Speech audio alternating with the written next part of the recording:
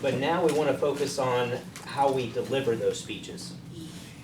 And so we'll spend some time about that. We'll also spend some time looking at visual aids. So one of the requirements for the formal speeches is you should have a PowerPoint visual aid. And so I'll share with you some tips and tricks as well as some design techniques that you should consider when designing your PowerPoint presentations. I also I've been trying to figure out where to kind of insert just a short lecture on online speaking. So the things that we need to consider if we were delivering a speech or a presentation just virtually, right? Because that's a part of all of our lives. I mean, I can't count on my hands how many meetings I had today where I was delivering some kind of information through Zoom. So there's some things we should consider there. Depending on kind of where we are with time, I might make a modification with the Chicago Places speech to kind of help us get through that a little quicker. But I'll share more about that Thursday. So that's kind of what we have on tap for this week. The goal of that Chicago Places speech is to just give you that chance to practice using a PowerPoint alongside delivering some information. So I have listed the learning objective as well as some resources. So, and we are kind of going to stick to this these instructions. I know I kind of modified the previous practice speech instructions, but it is kind of a 1 to 3 minute practice speech. I'm not timing it, so it's not going to be, if you're less than 1 minute or more than 3 minutes, it won't be any kind of deduction, right? You do the practice speech, you get the points. But this is what we want to make sure we do. Select a specific location in the Chicago area that has some kind of significance and introduce the class to this place. So this could be a statue, a park, this could be a building, some kind of landmark that is in or near the city of Chicago. So it doesn't have to be like city limits. It can be just in kind of this general area. You're going to practice citing a source, which you've been doing, right? So citing at least one credible source by saying according to. We also want to practice using everything that we've learned thus far, right? So your subject is going to be a Chicago place, but you can then choose the organizational pattern for your main points. What are your main points going to be, right? Do you want to share with us about a place chronologically or share with us about a landmark spatially? So you get to make those choices. And then to create a PowerPoint visual aid that essentially shares 2 photos with us. So you don't have to have any text, any words, it's just two photos. And I'll show you an easy way to do that. The goal is to have some kind of outline that you work from, recognizing that this is the last of our practice speeches. And so I have the informative speech outline template there for you to use to practice utilizing that. I won't necessarily be grading that for content, but again, the more you can utilize it and use the formatting, make sure your outline template looks like the examples, then the better prepared you will be when you're having to submit those for actual grading. So I've shared that outline template, and again, if you click the link in the assignment and it tries to log you into Blackboard, go to the course resources, and that's where you can download it. But here I have the template. I also have a PowerPoint template that I'll use to kind of demonstrate, that you can use actually to kind of insert your photos if you want. And then I have a formal example of a Chicago Places speech. I believe it's a five-minute speech. I have the video recording of it, I have my PowerPoint, and I have my outline. All there for you to utilize as resources as you are working on this. And so the goal isn't to necessarily dwell and spend a ton of time on the Chicago Places, because we want to make sure we're moving forward with our informative speech. The goal is just to have some kind of content that you can use to practice. And so, so it's not intended to take up a lot of time doing research or a lot of time really in the speech itself. The goal really is just to practice going through the PowerPoint presentation and doing what we'll be doing in more detail for the informative speech. Make sense? So I'll talk more about this because, like I said, I might make a little modification on Thursday that may help. but I'm going to see how far we can get through this today. So that's this week, and that's the kind of deliverable by the end of this week, is that Chicago Places practice speech. So again, what we're learning about delivery and what we're learning about using visual aids will prepare us for that. So what's next week? Week 7. So what I'll do is I usually just assign names to blocks of time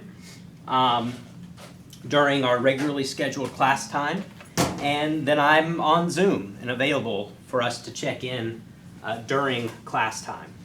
So the goal of this is called an instructor meeting. The goal is really just for us to check in real quick about the course, if you have any questions about any assignments, so they're about 5-minute check-ins. So if you have any questions, bring those. If you have any concerns, bring those. And that's really what that check-in is intended to be. And so you can choose to hop on Zoom from here or from anywhere else. But the goal for that week, like I said, I'll divide the class up. I'll meet with some on Tuesday and some on Thursday. But it'll be during the regularly scheduled class time. In addition to just these short check-ins, the expectation is that you are using class time to work on your informative speech. So it's not just a break. It's not just not having class. I am giving you that time to work on your informative speech. And the reason I do that is because students need that time. You need that time to work on your speech. So if you do not utilize that time to work on your speech, your grade is on you. So I'm giving you that time. So, and I'm giving you time where also when I'm not in check-in meetings with people, I'm available to hop on and you can show me anything you want, talk through anything that you want.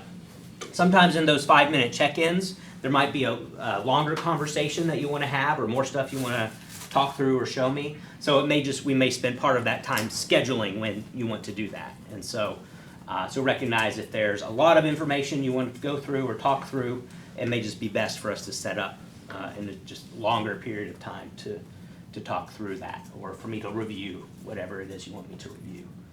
So that's the point of those instructor meetings. And again, you can do that from here, you can do that from anywhere you would like. I found it helpful when my instructors would do this to still show up to campus. Sometimes I would even sit in the classroom where we would usually have our meetings, or class meetings. So, but again, I'll leave that up to you. Attendance will be based on attending the instructor meeting. So that's how attendance will be recorded for that week. So that's what we have next week. So next week, like I said, the primary focus is you working on your informative speech, because what we learn about this week will give you everything that you need to complete the formal informative speech. So you've already gotten how to write it.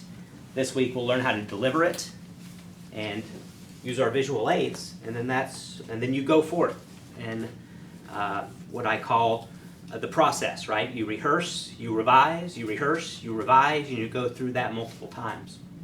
And so that's really why, and I'll be working on getting your draft feedback to you. I wasn't able to get to all of them for this class on Monday, but Wednesday evening I'll get to them. And so I'll get you some feedback on your drafts so that you can use that as you're moving forward. And the goal is to expand that into a full sentence outline to submit for a grade. So then the following week is informative speech delivery. An informative speech when you submit that full sentence speech outline. So just a few reminders with that. You must utilize the speech outline template that's provided and make sure the formatting is correct. So make sure it looks like the template and it looks like my examples. I'll also share with you a rubric that you can use as a checklist that will include everything that we've learned about. So as you're going through and rehearsing and revising your speech, you can make sure that you are incorporating everything that we've learned. So for that, there's a couple things, just kind of give you a heads up. We will, I'll provide a link to a Dropbox. Dropbox is an online cloud program, so that's where you'll actually submit your PowerPoints. The reason I do that is because that essentially allows me to access the PowerPoints that you are using in your presentation either from this computer or that computer. And so I'll decide day of which one we'll be using as the presentation computer. But basically you would need to have your PowerPoint submitted, again, not necessarily in Brightspace, but to the Dropbox link that I'll post in an announcement. And so again, that's so that your PowerPoint can be on the presentation computer the day of speech delivery.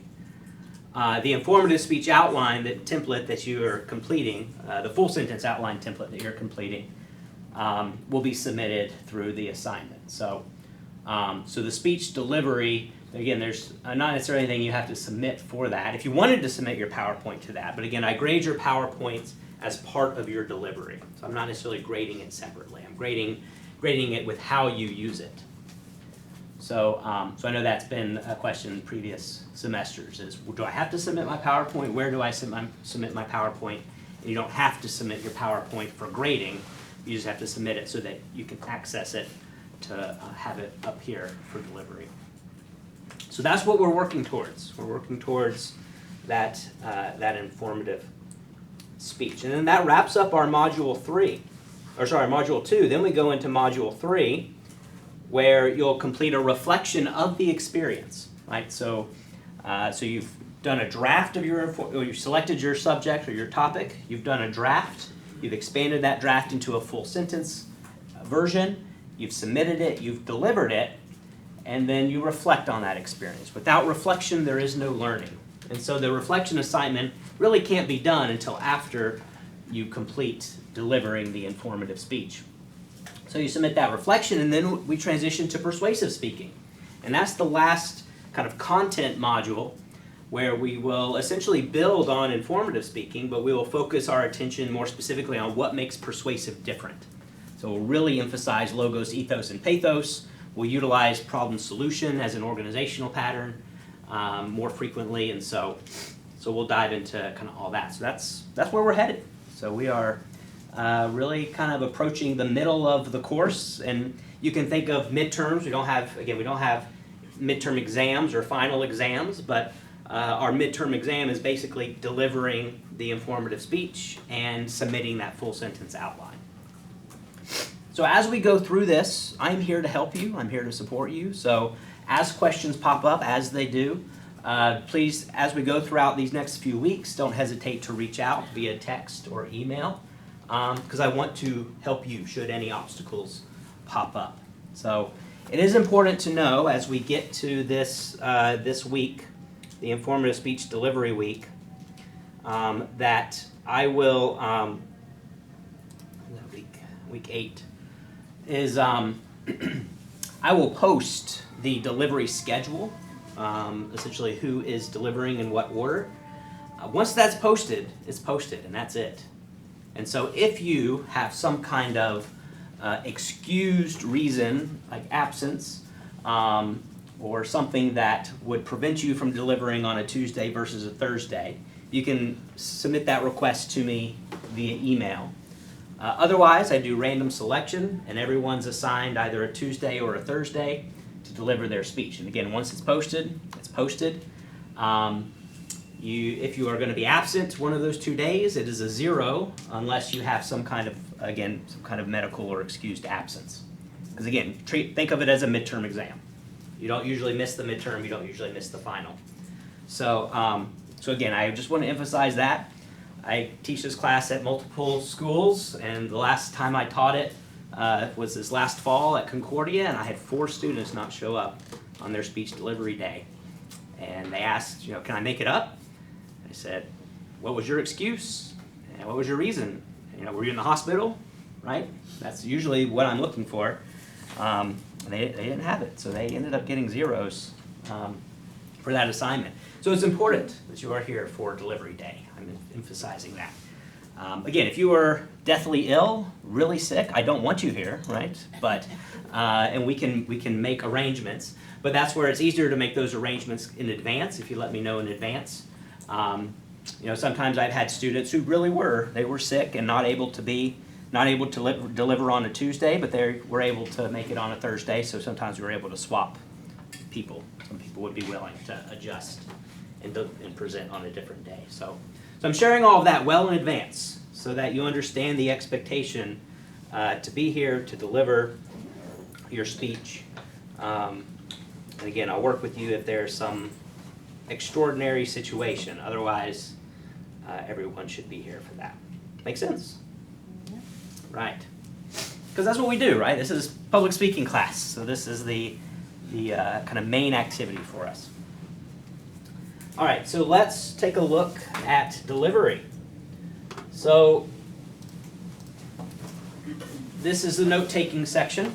And I am recovering from some allergic reactions, so my apologies.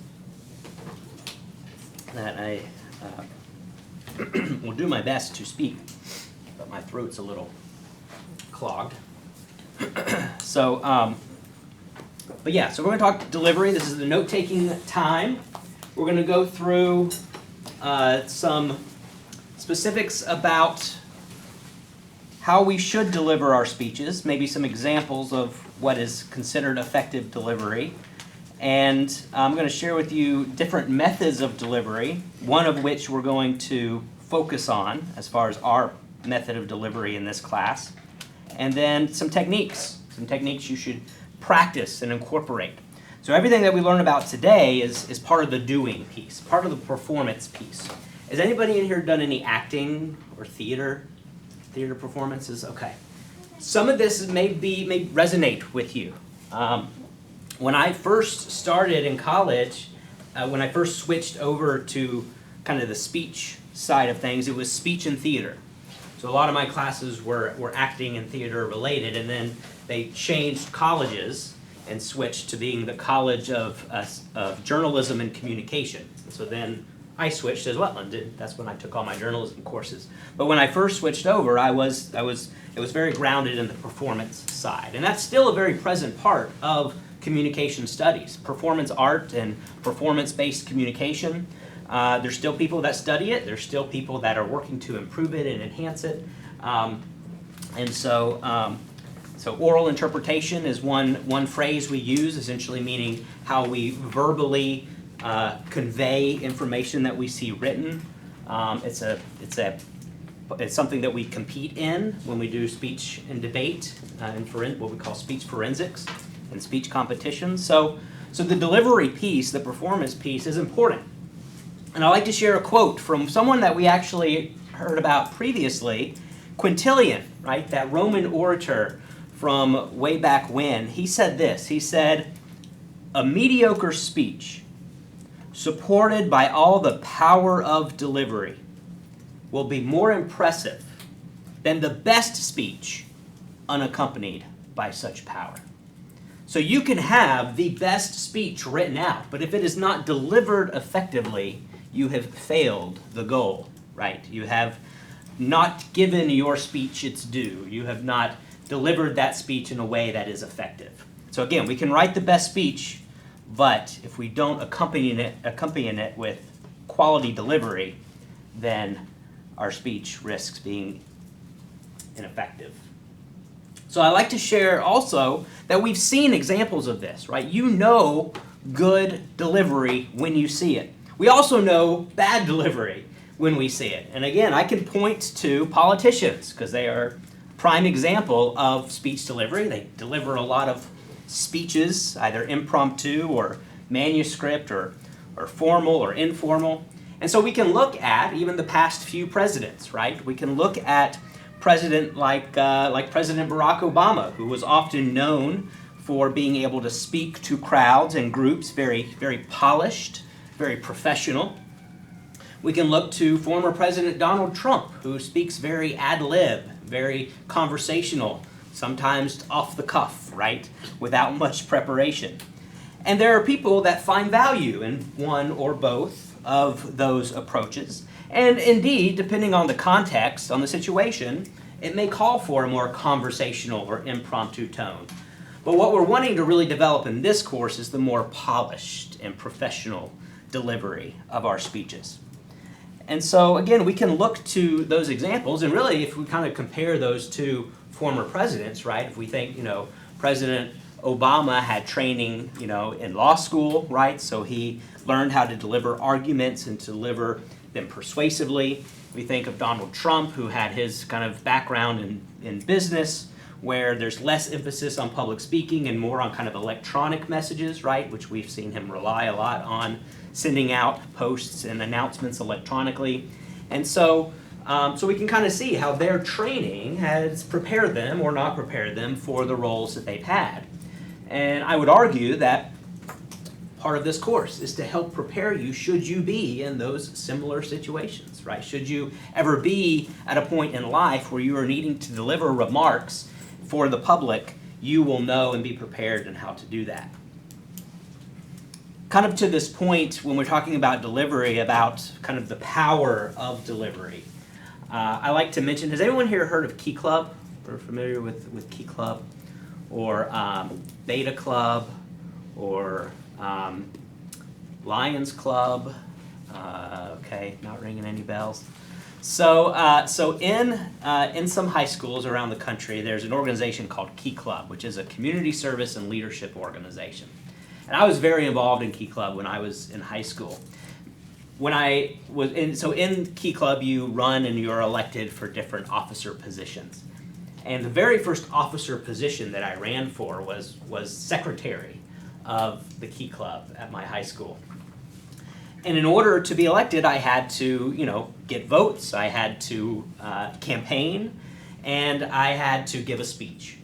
And when I gave my speech, I included this quote by Winston Churchill that you all are familiar with, right? We make a living by what we get, we make a life by what we give. It's kind of my go-to when I'm practicing, or if I just need to insert something real quick. Well, the first time I utilized this quote in a speech, it was when I was running against one other person for the position of secretary for this club. And I don't necessarily remember what else I said, but I remember I ended very powerfully with this quote. And when I sat down and the audience applauded, my opponent stood up and they announced that my speech was so impactful that they withdrew from the race. And then I won because they had removed themselves as a candidate. And that was kind of my first introduction to, again, I don't really know what I said. I had really prepared my speech, and somewhere I have written down my notes. But whatever I said, the way I delivered it was very powerful. I was very, very passionate and very convincing. And to be honest, the position wasn't that glorious. It was note taker was my role. But it was a leadership position, along with the treasurer and the president and the vice president, and so I took that very, very seriously. And so kind of in Quintilian's quote about the power of delivery, sometimes we may not even know the impact that powerful delivery can have, and how the words that we share can really have an impact that goes well beyond the situation or the context where we may deliver those words. So I'm going to share with you how to deliver a speech, the importance of delivery. I'm going to share with you the 4 delivery methods as well as some techniques. So let's dive into it. So the first is going to be kind of the delivery importance, which I've kind of already emphasized. So, good delivery makes a good speech. If you don't have good delivery, it doesn't necessarily matter what you say, because how you say it is essentially how your audience is going to receive it. So it's clear when someone hasn't practiced their delivery enough. And speech delivery also incorporates a lot of nonverbal communication. So that's why this is some of what we'll learn about really is new to us. Some of it we understand on a foundational level, but we've not practiced it. And so that's why when I say it's important to rehearse and then revise, because part of that rehearsal is incorporating these nonverbal pieces that help enhance your speech. And again, it doesn't necessarily come naturally, but by emphasizing some of these techniques that we learn about, you will become more proficient at doing it. And so, but it all, I think, comes back to, and a lot of what we'll be learning about are these kind of nonverbal techniques that help our speech be delivered effectively. So you should spend the majority of your speech preparing, rehearsing. You'll spend some time on writing, but you need to spend more time on that rehearsing so that it's effective. And again, it comes back to some basic nonverbal techniques that we're going to learn about. So the use of our voice and the use of our body to really convey our message. I do want to share with you that there are 4 delivery methods. So these are going to be the 4 ways in which we may deliver a speech. And I want to share this because they all have value, but we're going to focus on just one specifically in this course. Manuscript, memory, impromptu, and extemporaneous. I'm going to go into each of these in just a little more detail. So manuscript, memory, impromptu, and extemporaneous. So let's start with the first one, manuscript. So these are going to be speeches that, again, we're reading a manuscript. And so these are going to be for situations where we require absolute accuracy, right? What you say must be perfect, right? And it's also, if we have some kind of strict time limit, right, and we need to make sure that our speech fits within a time, we can make sure, reading it as a manuscript meets that time limit.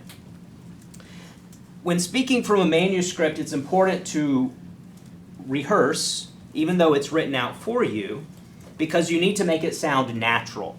You need to work on establishing eye contact with your listeners, and you need to concentrate on talking with the audience rather than just reading to them. So again, even though we're reading it word for word, there is still some technique that we must utilize when we are delivering it. So again, we don't want to read it to the audience without some kind of variety. And I'm going to talk a lot about vocal variety. So when delivering a manuscript speech, we want to incorporate vocal variety, and I'll dive more into that in just a moment. So that's manuscript, and that's not what we're necessarily focused on here. You are writing out your full sentence outline, which is going to be what you want to say word for word. But that is not necessarily, or may not necessarily be what you say, and I'll share that in a minute. Impromptu, you've done this already, right? You've kind of prepared it and delivered it, kind of in the moment. So impromptu are going to be with little to no preparation. For these, it's important to remain calm. It's important to maintain strong eye contact, to speak clearly. You're going to have to use signposts, right, in your speech to help guide you along. First, next, last. Because impromptu, you've not had time to really internalize your message a lot of times. When you're faced with an impromptu speaking situation, I think understanding the basics of a speech outline can help you, because you can write a quick introduction, attention, rapport, credibility, preview, write a couple main points, a couple supporting points, conclusion, cue, review, memorable closing. Done. I have literally shown up to events and written a speech on a napkin and done impromptu speeches that way, because I wasn't expecting to speak, but when I got there, they asked me to say some words or give some remarks. And that was when, primarily when I was involved in college, some organizations where I traveled around the Southeast, Georgia, Florida, North and South Carolina, Louisiana, Arkansas, and was giving presentations on a regular basis. Sometimes I'd show up, I wasn't the keynote speaker, but because of the office that I had as an international trustee or as a governor, because of my office, I would often be asked to share a few words, and often I would do that impromptu. But even impromptu, you can have some preparation. And I share an example. If you're familiar with freestyle rap, right? Oftentimes there is preparation that goes into that. And when I was in college, I did rap battles. We did compete because I view rap as poetry, and so I can write really good poetry and what I consider to be really good lyrics. And so we would compete. But we would practice, we would rehearse, we would practice lines, and what worked we would keep, and what we didn't work we would remove. And so that when it came time for the competition, we were prepared, right? And we knew really what we thought were kind of the best lines to spit. So that's impromptu speaking. So impromptu speaking, you may have some preparation, but little to no preparation. And you're still delivering effective remarks. Really what we want to, and I think the one that I missed was memory. Memory is just when you've memorized it word for word. Go back. And so when you're delivering a speech from memory, really the challenge is ensuring that you still come across conversational, ensuring that you still come across without, being too much in your head, still making good eye contact. But I would encourage you not to memorize speeches, because what happens more often than not when you get up to deliver that speech. If you have no notes to speak from and you're just relying on that memory, you risk fear, that communication anxiety arising, and forgetting something. And so that's why we recommend kind of the best approach. If you're not going to do a manuscript, if you're not a politician, or having to get all the facts right, manuscript is that kind of way. But extemporaneous is going to be what we are doing. It's going to be where you have prepared and you have practiced in advance, where you deliver from a set of notes, so either note cards or, like I mentioned before, you can have like a slip of vertical paper. Sometimes people do it that way. But your wording is chosen at the moment of delivery. This allows you greater control over your ideas, over your language, than impromptu delivery does. It also allows for greater spontaneity, greater directness than the memorized or manuscript delivery does, and it encourages a more conversational quality or conversational tone. It encourages more natural gestures and strong eye contact. So that's why we focus a lot of time on writing and delivering, and specifically delivering extemporaneously, because that is proven to be the most effective way. So again, I want you to really kind of think about the fact that when you stand up here and deliver your speech, you have rehearsed it enough, you know what you want to say, you have keywords on note cards in front of you to guide you, but what you are saying is really chosen at that moment of delivery, and because you've rehearsed it multiple times, you are presenting the best version, right?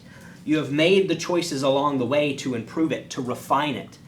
And that is really what you are delivering for us in this space, is the best version of that speech. And the reason it's the best version is because you're delivering it extemporaneously and you've made those improvements along the way. Really what we're striving for is that conversational quality or conversational tone, where it sounds spontaneous no matter how much it has been rehearsed. It still sounds conversational, it sounds natural, but we still want to be formal in our delivery and professional in our delivery.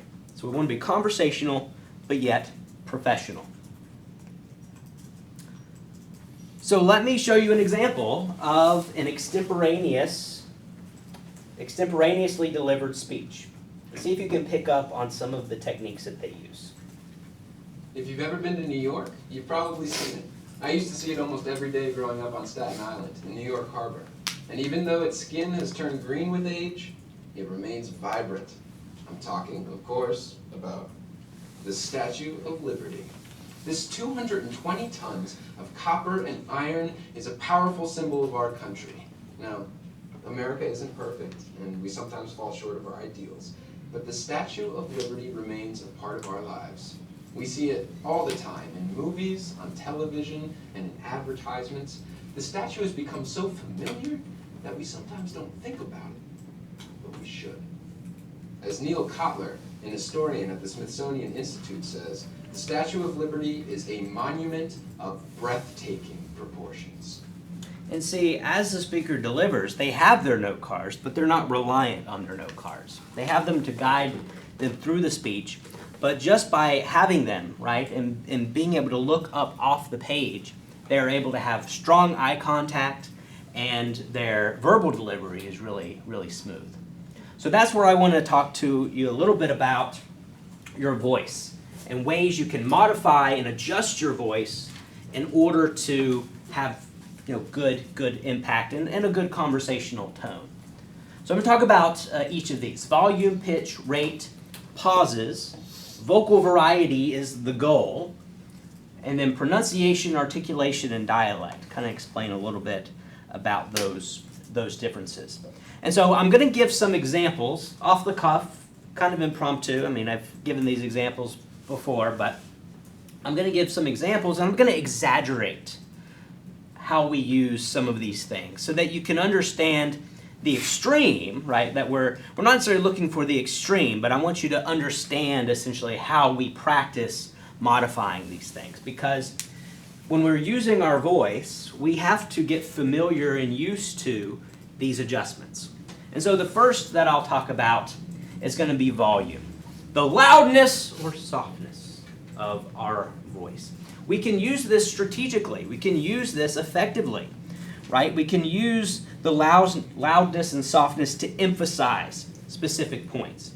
Now, if you have a naturally soft voice, this is going to be an area where you're going to need to practice projecting, practice speaking louder. As I mentioned, you can use volume to emphasize points or to show emotion. And so the volume can be adjusted to do that. You can show excitement. You can show maybe a more solemn tone. And you can draw your audience into your words by reducing the volume. So while I don't want you to speak softly the entire speech, there might be times where you need to reduce the volume a little bit to draw your audience in, right? And then increase the volume to emphasize something, right? So again, you can utilize this effectively. And again, I'm exaggerating it intentionally to demonstrate it. So you can use it to emphasize points or to show emotion. So when practicing, practice during parts of your speech, getting loud, getting softer, right? Getting loud, getting softer. Practice those variations. The next is going to be pitch or tone of voice. So you can vary the highness or lowness of your tone. And if you think about all voices, essentially can be equated to a musical note. So your voice has a note. In order to change your pitch or change your tone, you're changing that note of your voice. So one of the ways that we practice this in changing the highness or lowness of our voice, tone, is to practice the do, re, mi, fa, sol, la, ti, do, right? From like the Sound of Music, or if you've taken music lessons. We can do this, if we think do, right? Do, if that's my pitch, the way to adjust my pitch is to go up, re, re, or go up higher, right? Fa, fa, right? I'm changing the note. And so if you think about as you are saying words, your words are being delivered at a specific tone, at a specific note, whatever your default is. Your challenge is to adjust that at certain points in time. Adjust that note, right? Just a little bit, which we tend to do for inflection, which is what I'm doing right there. You can also lower the tone for seriousness. So lower tones, even slowing down a little bit and saying your speech more slowly in a deeper tone can draw your audience in and reflect seriousness or the importance of something. So those are inflections. So changing the highness or lowness of your voice. So that is pitch, or you may hear me refer to it as tone. Rate. This is the speed at which you are delivering your speech. This refers to, again, how fast or slow you speak your words. And when we are nervous, all of us tend to talk a lot more faster than we want to. And so, part of the challenge as we are rehearsing this is to recognize when we are talking too fast and to practice slowing down our tempo, slowing down the rate of speed. If we talk too fast, we risk our audience not catching something. If we talk too slow, we risk our audience falling asleep. So we want kind of this happy medium, right? Where our speed, our rate, our tempo is at a good pace. One of the ways, and it's 6:11, so let's take a quick 3-minute break. We'll pick up at 6:14. Quick 3-minute break, 6:14.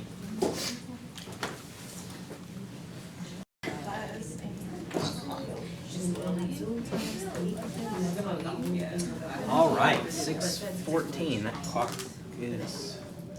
I wait one more minute. That clock's behind. Watch. We'll move right along. So rates, the speed at which you are delivering. We'll have some more people popping in. All right, so speed. So how do we adjust our speed? How do we put things into practice that help us slow down our speech? Pauses. Specifically what we call vocal pauses. So vocal pauses are those times where we pause and say nothing while we are speaking. This vocalize, or sorry, I should rephrase. We want to pause with silence. When we do a vocalized pause, we are saying something in that space. And so it takes practice to pause and not say anything. Most of the common things that we say are like, or okay. And these are natural, instinctive things that are part of just the way we talk naturally. But when we are delivering our speech, we need to be intentional about avoiding saying these things. And the only way to avoid saying these things is to rehearse. That is the only way to eliminate ums, uhs, likes.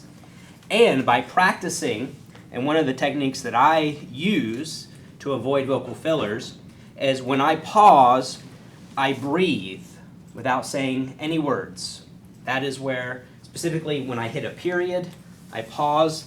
Sometimes I will breathe out and breathe in without saying any words. If you focus on the breath, you're not focused on saying the word.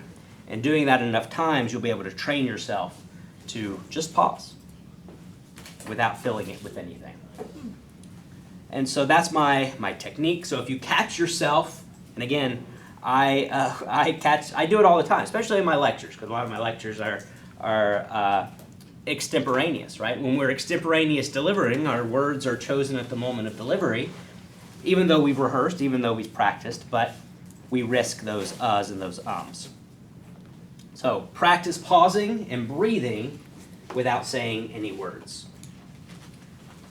What we're looking for is vocal variety. So what we want are changes in all of these things, right? Our changes in our pitch, in our volume, in our speed, right? We want to adjust those things, because if we don't, our speech is not expressive. When we don't change our tone, for example, we have a word for that. It's called monotone, and no one really likes it. It doesn't help your delivery, and so changing that pitch, changing that tone will help you avoid monotone. Volume will help ensure people not only hear your speech, but that they're drawn into your speech when you use volume effectively. Changing the rate or the speed, again, can add emphasis to things. You can speed up when you're excited about something. You can slow down to be more serious about something, so you can utilize these things very persuasively as well. But what we're looking for is that expressiveness in your delivery. So don't be afraid to be expressive, to show emotion, to show excitement, specifically for our informative speech. You're teaching us something that you're interested in, I hope. I hope you're interested in what you're presenting on, right? So share with us that excitement about whatever it is you're teaching us about. So let me share a little bit about kind of the differences between these things. I'll start with pronunciation. So this is essentially the accepted standard of sound or rhythm for our language. And so every word has a proper pronunciation. In fact, for the English language, there is often, you can see phonetic spellings of things. In public speaking, we actually have our own international phonetic alphabet, which is the international way to write phonetic spelling of words. And it looks kind of like a dictionary, but it is that kind of uniform way to pronounce words. It's very important that you understand how to correctly pronounce all of the words in your speech. Specifically, if your topic has any names that may be new to you, people's names, or maybe it's a sciencey subject, and so there's some complicated Latin names. You need to make sure that you can pronounce everything in your speech correctly and that you understand the correct pronunciation, because to give an incorrect pronunciation, if anyone picks up on that, it hurts your ethos. It hurts your credibility. It says you've not done all of your research, right, to ensure that you are pronouncing it correctly. So make sure, as you are going through and rehearsing your speech, that you are pronouncing the words correctly. Sometimes that takes just literally looking up on YouTube how to pronounce an insert word. That was where I was first, and I maybe already shared this. in my speech, I used a quote by this person, which I know I used at the start of this class. And I thought, well, the way you pronounce it is Ayn Rand. That's what I thought. So in my speech, when I was doing a rehearsal of my speech, I said this, and my instructor, we did speeches, actually practice speeches for him before they were delivered for a grade. And he said, no, that's not the right way to pronounce it.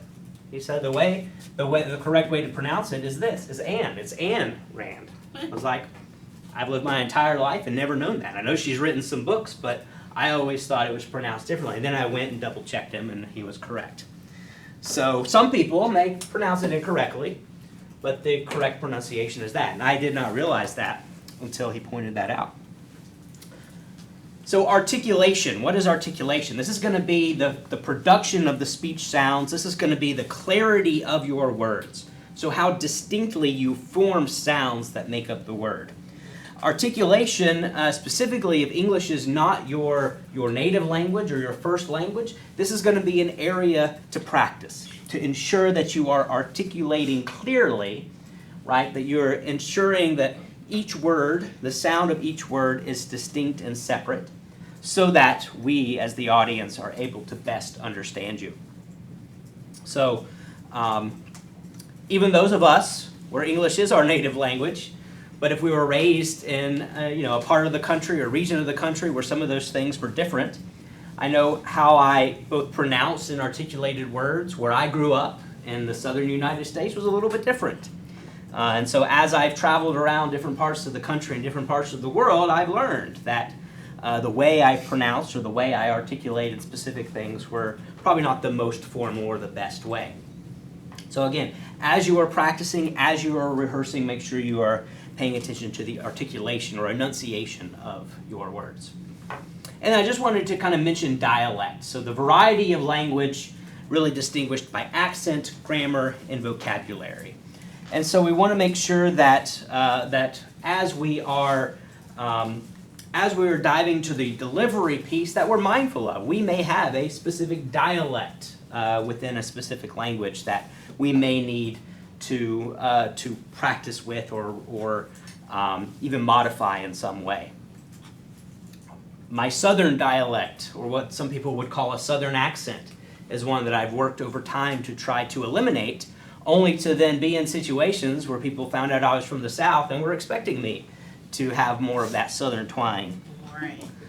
So, and my spouse even finds it endearing. Sometimes when I get off the phone, I'm talking with family who live in the South, I'll get off the phone and I'll all of a sudden start talking very southern.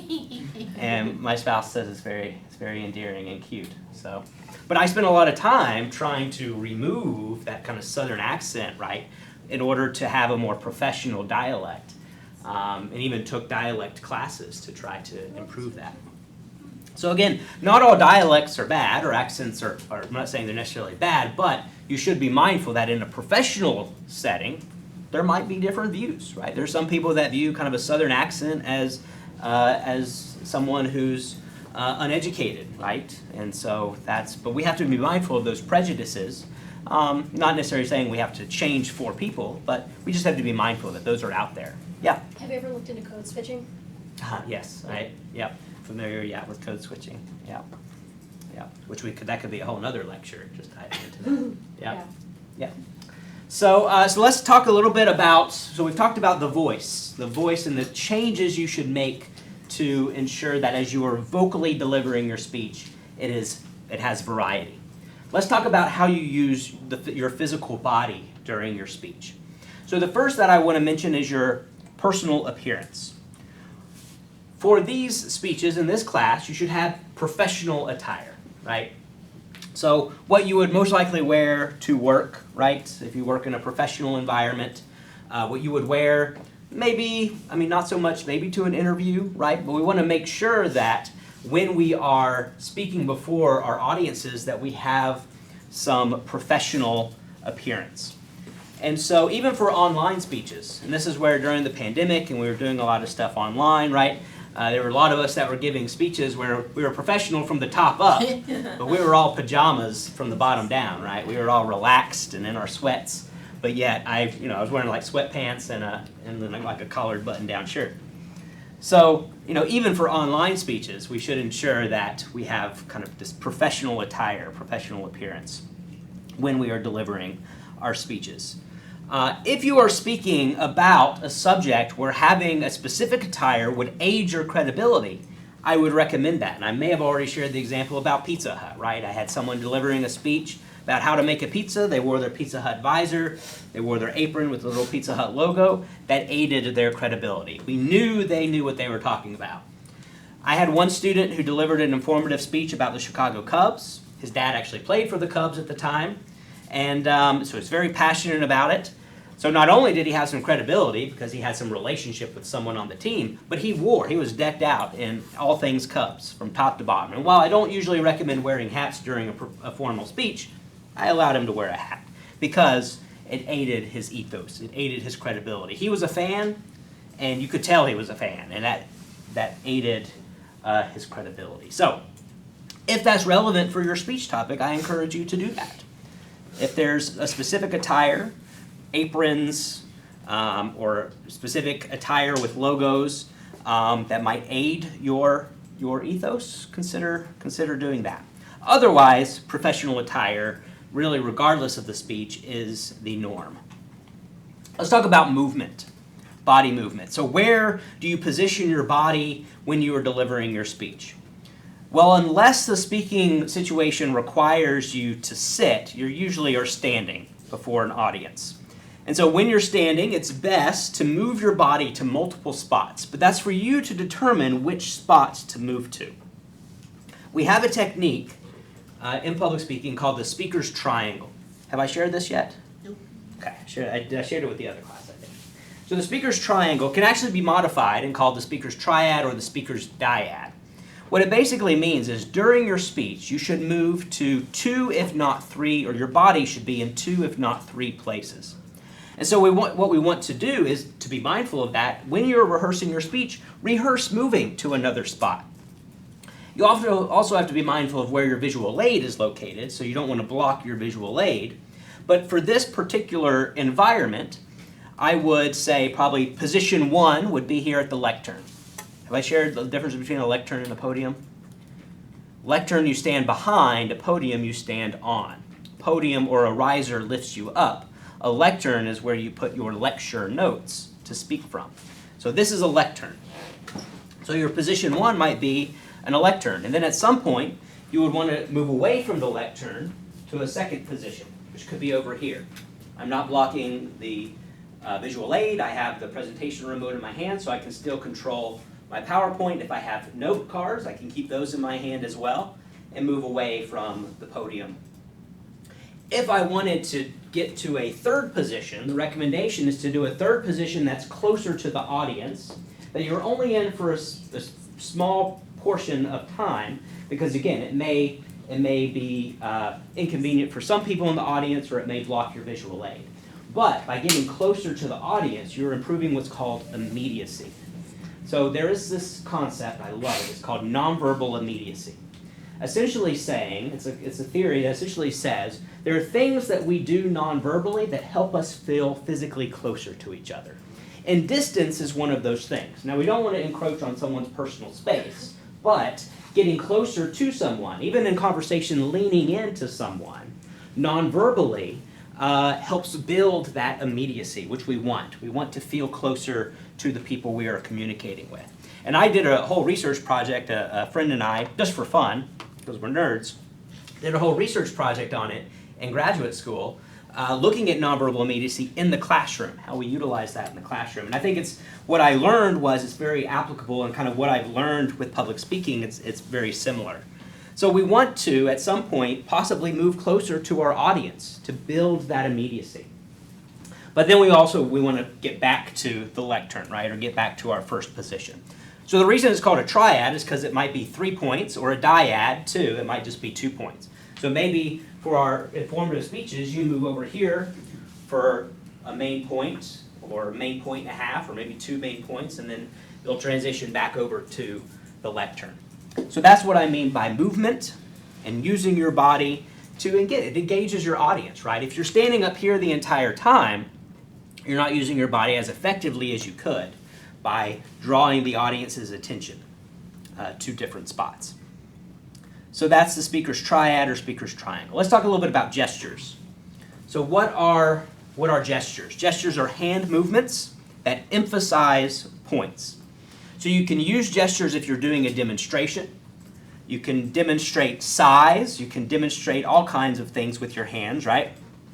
So gestures, really, they help speeches be more exciting, right? Because they give your audience something visual other than just you that helps make your speech dynamic, right? Helps your speech be more engaging. And so I would encourage you to practice using gestures in your speech. A couple recommendations, a couple tips and tricks is when you're using gestures, practice using them if you're using numbers, right? Like first I'm going to talk to you about this. Second, I'll talk to you about that. Third, I'll talk about this. So if you're going to use numbers at all in your speech, like in your preview step or review step, use those numbers using gestures. You can also illustrate things, right, with your hands and show the size of things, right? Or you can direct our attention to your visual aid. So practice doing that. We want our hands to be intentional, not just sporadic, not just all over the place. And so when practicing, I would recommend writing cues on your note cards, at least your first round of note cards, that remind you when to do specific gestures. We have a variety of different gestures we can use. We have 3 types of gestures. So we have, I don't know why I did that, but we have emblems, illustrators, and this isn't in the book, this is my own research, and adapters. But I share these 3 because we can use them effectively and not effectively. So emblems are going to be anything that represents a word. First, second, third, okay, even thumbs up can be considered an emblem because it could represent okay and also maybe has some other meanings in other cultures, but here it's okay. Illustrators are just that, illustrating something, size, distance, space, between something. So illustrating how to do something with your hands. Those are good gestures. What we want to avoid are the adapters. Adapters are any gestures we do where we're adapting or attending to physical sensation. So we're scratching our head. We're brushing our hair back. I don't have long hair anymore, but I used to have long hair. And flip our hair back behind our ear, right? Those are things that we do subconsciously without even recognizing it that distract our audience. And so when we are delivering our speech, we need to practice not attending to physical sensation. We may have an itch we have to scratch, and that's okay. But it's important to know that sometimes those are just nervous tics. Those are things that pop up while we're delivering our speech just because we have those butterflies. So I encourage you, and the way to prevent adapters is to record yourself delivering and then to watch it and catch. Did you do any adapters? One of the most common with long hair is that or flipping of the hair, right? Or putting the hair behind the ear. That is the most common. So practice and make sure that you don't do any adapters unintentionally. Because again, we want all of our gestures to be intentional. And we can kind of look back to the Barack Obama example, right? Where he uses his hand to emphasize specific things. So look to those examples to help guide you. So that is essentially the part about gestures. Let me just share real quick. Let's see. Where are we here? Let's go to.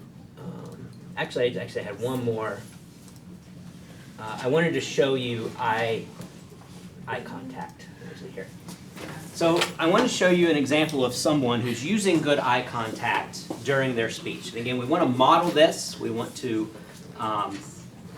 we want to do the best we can to have good eye contact. And again, extemporaneous delivery will help us do this. Now you know the need for Special Olympics volunteers. So the question is, what can you do to help? The answer is, become a volunteer. The most obvious way to become a volunteer is to become a coach. Now, you don't have to be a great athlete. You don't have to have any prior coaching experience. Special Olympics offers a general course on the principles of coaching, in addition to a mentoring program in which the new coaches receive guidance from the experienced coaches. And if you don't want to be a coach, there's other ways to help out as well. You can work behind the scenes by assisting in fundraising or organizing events, or any of the other countless details involved in running a huge organization such as Special Olympics. It's also very important that you know that your contribution to Special Olympics can last from a day to a year to a lifetime, depending on the level of commitment that you're ready to make. So here, eye contact, right, towards the audience was direct. A couple tips in regards to eye contact. The recommendation is, depending on the size of your audience, choose 3 people. You don't have to look at everybody in the room, but choose 3 people and look in their general direction. You don't need to make even direct eye contact with them. You just focus your gaze kind of above their heads. And again, depending on the size of your audience, that is really enough. And so, especially if it makes you nervous to look at people directly when you're speaking, you don't have to. Kind of just look above their heads and in their general direction. And that will help your audience feel like you are having good eye contact. And that good eye contact aids your ethos, it enhances your ethos and helps your audience feel connected to you when you make that direct, or at least eye contact in their direction. Another thing that the speaker did well was their facial expressions, right? They smiled. Smiling is a way to help you overcome nervousness. It's a way to convey confidence. And so practice making sure you are smiling when you are delivering your speech, because those facial expressions, we want to avoid what we call Frankenstein face, right? Where you're just like, just kind of so serious. And so, you'll notice Frankenstein, the monster, his face is expressionless, right? We don't want that. And so with practice opening your eyes, raising your eyebrows, in line with specific words and phrases, not just at random, right? But again, it helps your speech be more expressive. And then I just wanted to kind of share my practicing delivery tips. This is kind of the last thing I wanted to share with you all today. So make sure, kind of where we're at now is you've submitted an outline draft. I'll review that. I'll get you some feedback this week that you can incorporate as you're going through it. But again, it's not due until week 8. We're in week 6. So we still have a couple weeks to continue expanding the outline. But as soon as you have a draft, you can start verbally rehearsing your speech, right? Going through it extemporaneously. I recommend, if you have ways to record yourself and listen to it, right? Or record and watch yourself. That will only help you. I know some people are like, oh, I don't like seeing myself on camera. I don't necessarily like hearing my voice, but I think it's helpful for you to see yourself, to hear yourself, so that you can catch those things that you don't want to do and improve. So go through your preparation outline out loud. Start reading through it out loud. Start reading through your draft out loud. Prepare that speaking outline. Prepare those note cards, right? 3 to 5 note cards. Make sure that they include your main points, any key quotes you want to include, right? And get used to using those note cards. Again, you can go to the Dollar Tree and get, the 3x5 note cards, or you can get, they have a little bit larger ones as well, which you can use, or you can just take a piece of paper and cut it into 4 slips of paper. So up to you. But prepare that speaking outline, those speaking notes from your draft. As you're continuing to expand your draft into your full sentence outline, as you're rehearsing it, that's going to help you improve your full sentence outline, right? Because as you're rehearsing it, again, you're going to make some choices of what you want to say. You're going to say some things, and you're like, oh, that doesn't really sound right. I should say it differently. And as you're making those choices, you'll go back and you'll update your full sentence outline with what you are saying. But ultimately, that'll help you deliver your speech more effectively. So continue to practice it out loud. I can't emphasize that enough, because that's going to help you polish and refine your delivery. And then ultimately, give a dress rehearsal for yourself, right? Wear what you're going to wear. Stand in a spot that mirrors where you would be standing here. I'll be honest with you, there's a lot of classrooms available up here. Most of them have a lectern. If you wanted to pop into a classroom that's empty one of these nights and practice, I would say feel free to. I did. I would go into the, we call it the general education building at Troy, and I would just look for any classrooms that lights were turned off, and I would go in, turn on the lights, and I would be out there practicing. A couple times, instructors came in and like, oh, we got a class in here. I was like, oh, sorry, I'll get out of your way. But it will help you. The more you can practice and rehearse specifically in an environment like where you're going to deliver the speech, it's going to help. So I encourage you, give a dress rehearsal. So on Thursday, we're going to talk about using visual aids, and I'll show you some tips and tricks that I use to get things into PowerPoints very quickly. And we're also going to talk about some design techniques that you should consider, like the 7-7 rule or the 6-6 rule, which may not necessarily be in this textbook, but they're things that I pull in because they're good. It's good practice. So that is where we will end. We're going to end a little bit early tonight. I hope that's okay. But I look forward to seeing you, same time, same place, on Thursday. Thank you all. I'm up here if you need anything.